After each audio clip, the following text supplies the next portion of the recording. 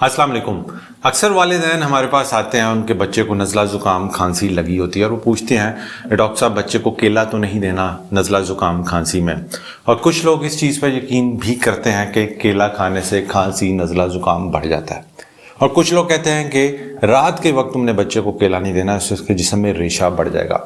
आज हम देखते हैं कि क्या केला वाकई जिस्म में रेशे को बढ़ाता है या नहीं। जो भी बात करेंगे आज वो साइंटिफिक होगी, रिसर्च बेस्ड होगी, उसमें कोई भी ज़ाती ओपिनियन शामिल नहीं होगी।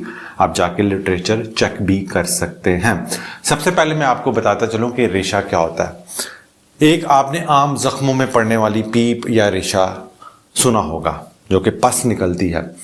तो जो सांस के रास्ते में, नाक में, गले में, छाती में जिसको हम आम जुबान में रेशा होता है, असल में वो पस नहीं होती, वो पीप नहीं होती, वो म्यूकस होता है। और म्यूकस एक ख़ास तरह की पानी की लेयरिंग होती है जो कि अल्लाह ताला ने हमारे डिफेंस मैकेनिज्म यानी इम्यून सिस्टम के लिए बनाई है, ताकि कोई भी एलर्जी करने वाली चीज़ें, जरासीम, वायरस या बैक्टीरिया अंदर जाएं तो ऊपर जो ये म्यूकस की लेयरिंग है ये वहाँ से इन्फेक्शन को क्लियर करती है, जिसको हम म्यूकस कहते हैं। इसको हम रेशा या पीप नहीं कहते हैं।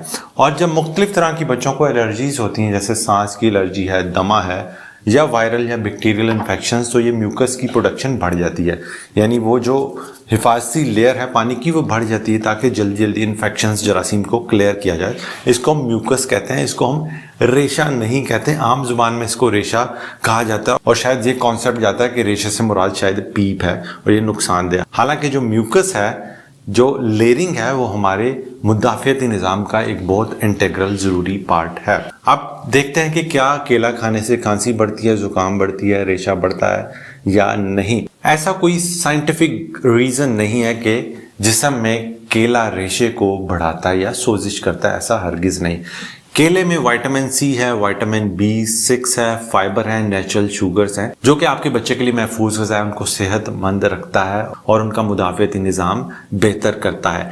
केले में एक स्मूथ सा टेक्सचर आता है जब आप खाते हैं और शायद ये फीलिंग आती है कि ये शायद रेशा है और ये ऐसे ही फेफड़ों में जाकर जम जाएगा, जबकि ऐसा नहीं होता। केला खाते ही वो जब मैदे में जाता है, स्टमक में जाता है, तो उसकी डाइजेशन, उसका हाजमा हो जाता है, उसके छोटे छोटे अज़्ज़ा बन जाते हैं और वो तमाम ब्लड में एब्जॉर्ब होते हैं और वहाँ से पूरे जिस्म को जाकर ग़िज़ाइयत फराहम करते हैं।